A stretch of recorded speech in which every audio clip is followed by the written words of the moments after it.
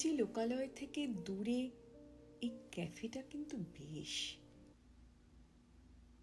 ওই কোণের টেবিলটায় যে সিগারেট টানছে, হ্যাঁ ওই নিশ্চয়ই সিঞ্জিনি।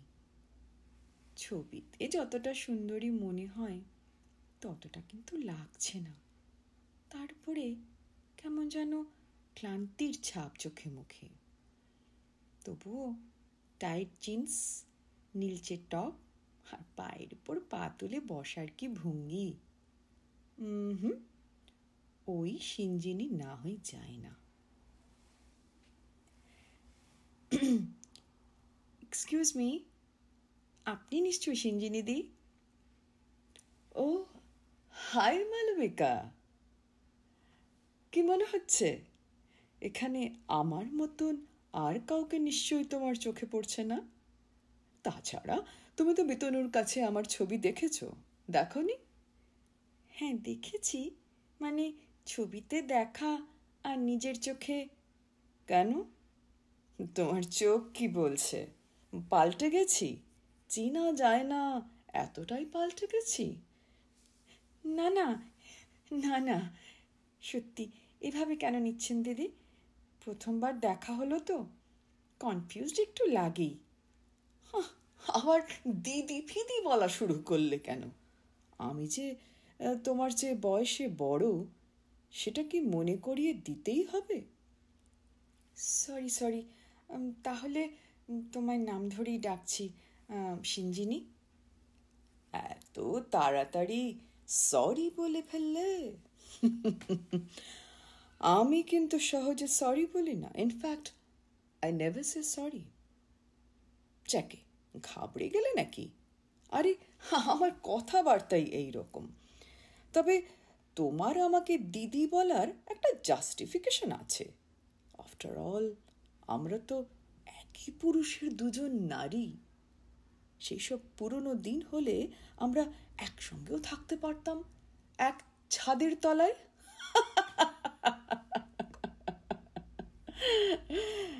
আরে দাঁড়িয়ে কেন? আমি কি তোমার স্কুলের টিচার? তোমাকে দাঁড়িয়ে থাকার পানিশমেন্ট দিয়েছে নাকি? বসো বসো, চেয়ারটা টেনে নিয়ে বসো। Take it easy Malavika, take it easy. Cigarette খাও? খেলে খেতে পারো, ডু নট হেজিটেট। ইমা, না না, আমি সিগারেট খাই না। এমা করার কি আছে? তুমি খাও না তো খাও না, এমন করে বলছো যেন সিগারেট খাওয়া অপরাধ। Middle class prejudice. তা যদি বলো, আমি তো মিডল ক্লাসই। বাবা শিক্ষকতা করতেন, আমি নিজেও তো একটা স্কুলে পড়াই। না না না, মিডল ক্লাস ব্যাপারটা একটা মানসিকতা। তোমায় তোমায় আমি বেশ কয়েকবার দেখেছি গড়িয়াহাটের ফুটপাথে ওই হকারদের সঙ্গে দর কষাকষি করে নাইটি, চপ্পল, কাপডিশ এইসব কিনতে। অবশ্য ভালোই বার্গেন করো। মানে তুমি আমায়, কই আমি তো দেখিনি তোমায়। দেখবে না, দেখবে না, আমাকে দেখবে না, কিন্তু আমি তোমায় দেখব। তোমার সব খবরই রাখি, তোমার তোমার ব্যাকগ্রাউন্ড, রিসেন্ট অ্যাক্টিভিটি, কোথায় যাও, কি করো। সে কি, তুমি কি আমার উপর নজর রাখছো নাকি? না, ওই মাঝে মাঝে, যাকে যাকে। বিতনু তাহলে এখন ভালোই আছে, কি বলো? হ্যাঁ, আই মিন ভালোই রেখেছো ওকে? খবর পাই ওকে আজকাল অনেক রিল্যাক্স লাগে, চোখে মুখের চেহারাই পাল্টে গেছে। আমার খপ্পর থেকে বেরিয়ে বেচারা হাঁপ ছেড়ে বেঁচেছে, লাইফ হেল করে দিয়েছিলেন। আসলে ওর দরকার ছিল তোমার মতন টিপিক্যাল ভালো একটা মেয়ের। ওই যে কি সব বলে না, শান্তশিষ্ট, ধৈর্যশীলা, ঘরোয়া, গৃহকর্মা নিপুণা টাইপ। বিতনুর তাহলে একটা ঠিকঠাক লাইফ পার্টনার জুটলো অবশেষে, আই মিন অর্ধাঙ্গিনী। তুমি কি আমাকে এইসব শোনাবে বলে আজকে ডেকেছ? না না না, হাজার হোক তুমি এখন ওর লিগ্যাল ওয়াইফ। এসব শুনতে তো নিশ্চয়ই তোমার ভালো লাগছে না। আসলে আমি একটা খুব দরকারি কথা বলবার জন্য তোমাকে ডেকেছি জানো, কিন্তু কিভাবে যে বলবো বুঝতে পারছি না। আচ্ছা, বিতনু আমার কথা বলে, আমার আমার কোনো কথা, যেমন অভিযোগ টভিযোগে ধরো? না তো, সে কি অভিযোগ করার লোক? সে জানি, ও খুব জেন্টলম্যান টাইপের, ঠান্ডা মেজাজের ভদ্র ছেলে, একটু বেশি টলারেন্ট। তবু কিছু তো বলেইছে, তাই না? কিভাবে শেষের দিকে ওকে আমি টর্চার করেছি, আমার এক পুরনো প্রেমিককে দিয়ে মার পর্যন্ত খাইয়েছি জানো, গরম ইস্ত্রির ছ্যাঁকা দিয়েছি, ওর স্ক্রিপ্টের খাতা ছিঁড়ে কুচি কুচি করেছি, আরও যা যা করেছি আজ ভাবতেও লজ্জাও করে। সেসব কিছুই তোমাকে বলেনি, আমি বিশ্বাস করব? বিশ্বাস না করলে জোর করে কিভাবে করাই বলো? এত কথা তো এখন শুনছি। অ্যাকচুয়ালি ওর যে ডিভোর্স হয়ে গেছে সেটাও আমার কাছে অনেক পরে এসেছিল, ওর সঙ্গে আলাপ করার অনেক পরেই আমি জেনেছি। ও অবশ্য সেটার দায় নিজের কাঁধেই নিয়েছিল। ও যেরকম লোক, এসব কথা না বলাই কি স্বাভাবিক নয়? জানি জানি জানি, ওকে আমায় চেনাতে এসো না। ওর সঙ্গে কতদিন ঘর করছো? আমরা একটানা 7.5 বছর এক ছাদের তলায় ছিলাম, তার আগে 3 বছরের কোর্টশিপ। নিজেকে এত বুদ্ধিমতী ভেবে বসো না যে 1 বছরেই সব বুঝে যাবে, যা যা আমি 10 বছরেও বুঝিনি। এটাই কি তাহলে তোমার সেই খুব দরকারি কথা? না না, আসলে আসলে জানো, বিতনুর জন্য সেদিনকে খুব খারাপ লাগছিল, পুরনো অনেক কথা মনে পড়ছিল। ওকে তো আমি একটা স্বাভাবিক জীবনও দিতে পারতাম। ও মানুষটা বেসিক্যালি ভালো, and I took advantage of his goodness. তাই এইসব কথা আমায় বলে কি হবে? সরাসরি ওকে ডেকেই তো বলতে পারতে। ওর ফোন নম্বরও তো বদলায়নি, ওকেই ফোন করে একটা অ্যাপয়েন্টমেন্ট নিতে পারতে। তুমি কি সেটা অ্যালাউ করতে? আই মিন, তোমাকে না জানিয়ে সেটা করাটা আনএথিক্যাল হতো নাকি? দেখো ভাই, আমি যা করতে চাই সেটা সোজাসুজি করতে চাই, ওসব লুকো ছাপা আমার পছন্দ নয়। আফটার অল, ও এখন তোমার হাজব্যান্ড, তোমার পারমিশন না নিয়ে ওকে ডাকাটা তো নীতিবিরুদ্ধ। ও, তাই আমার লেজিটিমেট পারমিশন নিতে ডেকেছো? দেখো, তুমি পারমিশন না নিলেও আমি জানতে পারতাম। বিতনুকে যতটা চিনি, ও আমাকে না জানিয়ে তোমার সঙ্গে দেখা করতে যেত না। আর তাছাড়া এতে আমার বাধা দেওয়ারও কিছু দেখছি না। ও যদি মনে করে দেখা করবে করবে। আমি স্বামী স্ত্রীর রিলেশনের মধ্যে স্পেস ব্যাপারটায় বিশ্বাস করি। ওর ব্যক্তিগত সিদ্ধান্তে হস্তক্ষেপ করতে যাব কেন? বাহ, তুমি তো বেশ ম্যাচিওর মেয়ে, মনে হচ্ছে তুমি মানুষটা বেশ লিবারেলও।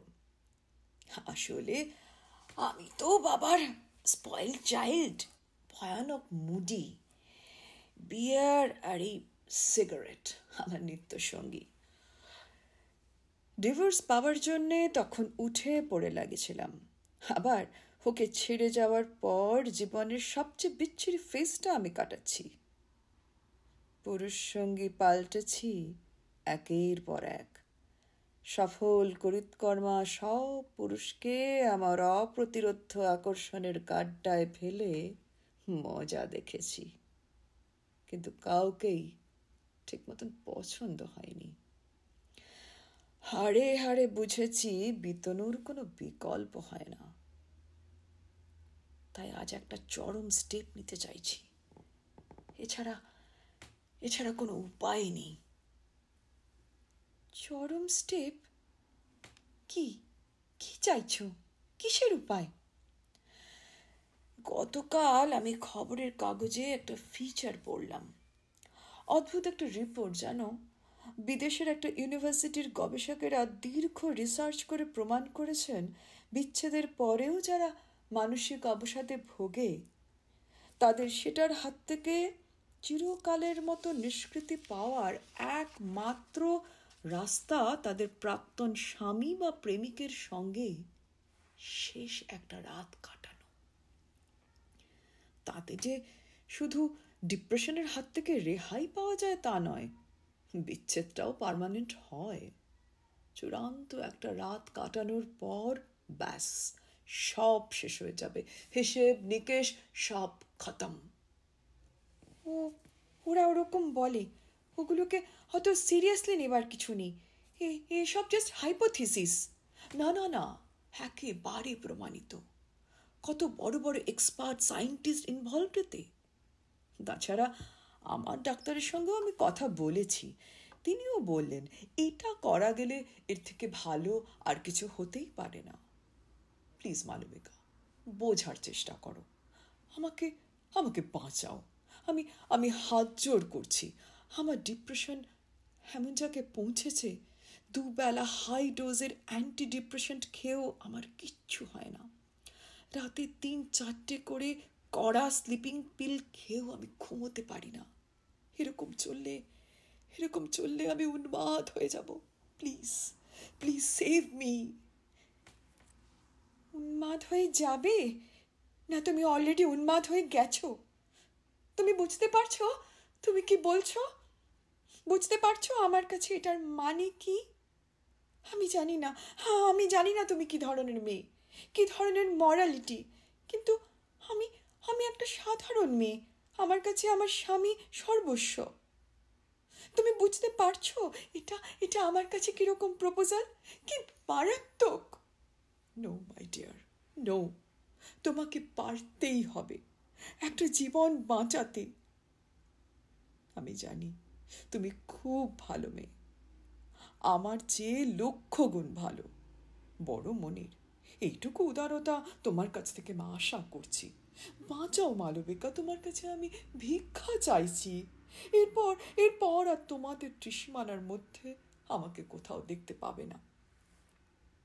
কোনো লাভ নেই, আমাকে আমাকে তোল্লাই দেওয়ার চেষ্টা করো না। আমি আমি অত মহান হতে চাই না, অত উদারতাও আমার মধ্যে নেই। আমার আমার কিচ্ছু করার নেই, সরি। কেন কেন আমি তোমায় বাঁচাবো? তুমি তুমি আমার কেউ না। কেউ না, কিন্তু মানুষের কাছে মানুষকে কিছু চাইতে পারে না। সরি, তোমার প্রপোজালটা না ঠিক মানুষের মতো নয়। No, I can not help you. Good bye. শোনো মালবিকা, মালবিকা শোনো।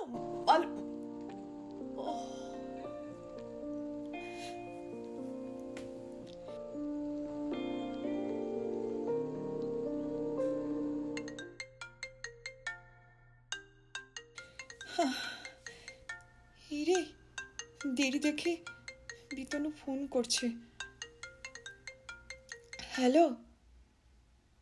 না না, আসলে স্কুলের একটা মিটিং ছিল, তারপর জ্যামে ফেসে। হ্যাঁ হ্যাঁ, তুমি তুমি বেরিয়ে যাও, আমার কাছে চাবি আছে তো। না না, কোনো প্রবলেম হবে না। আচ্ছা, হ্যাঁ ঠিক আছে, ফোনটা রাখছি।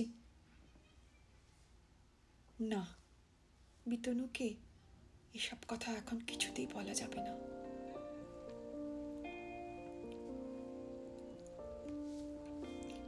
কি মুশকিলে পড়লাম আমি, আমার লাইফ তো হেল করে দিল। কি কুক্ষণে যে ওর সঙ্গে আমি দেখা করতে রাজি হলাম। রোজ ফোন, আত্মহত্যার হুমকি, মোবাইল সাইলেন্ট করেও নিস্তার নেই, SMS, হোয়াটসঅ্যাপ। বলেই যাচ্ছে বাঁচতে চাইলে যে করে হোক বিতনুকে রাজি করাও, আমার কাছে পাঠাও। আমি কতটা ডেসপারেট তুমি জানো না। I can do anything. আমার কিছু হয়ে গেলে মালবিকা তুমি তুমি দায়ী। আমি আর পারছি না, আমি আর কিছুতেই পারছি না। যা হয় হোক, বিতনুকে বলতেই হবে। বিতনু, প্লিজ বিতনু, আমার মুখ চেয়ে তুমি রাজি হও।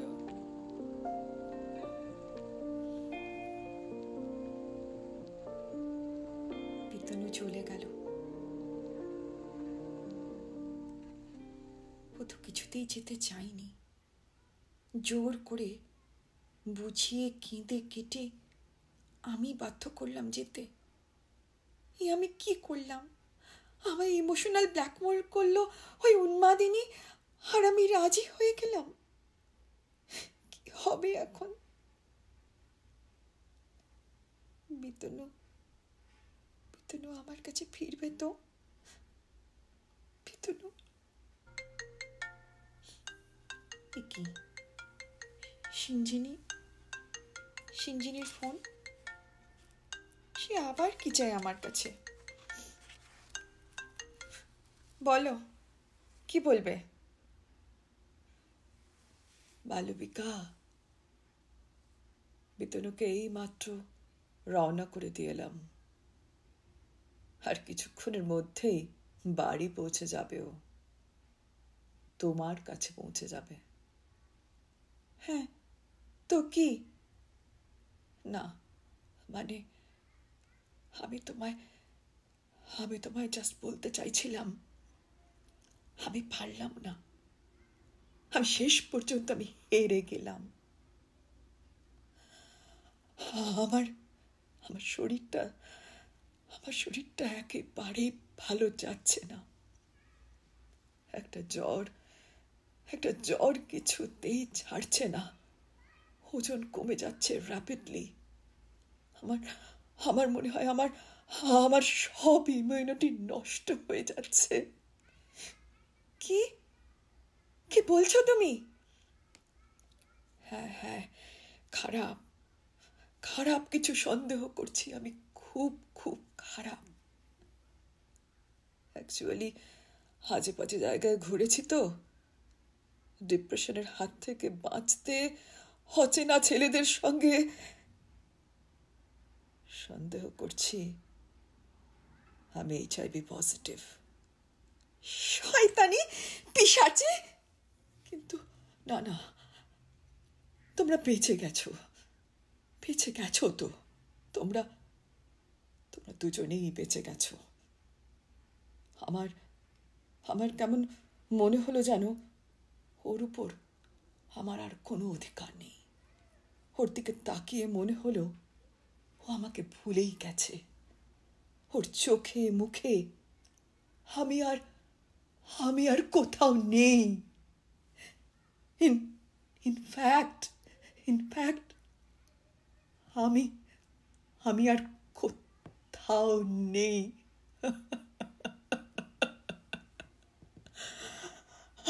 আমি আর কোথাও নেই।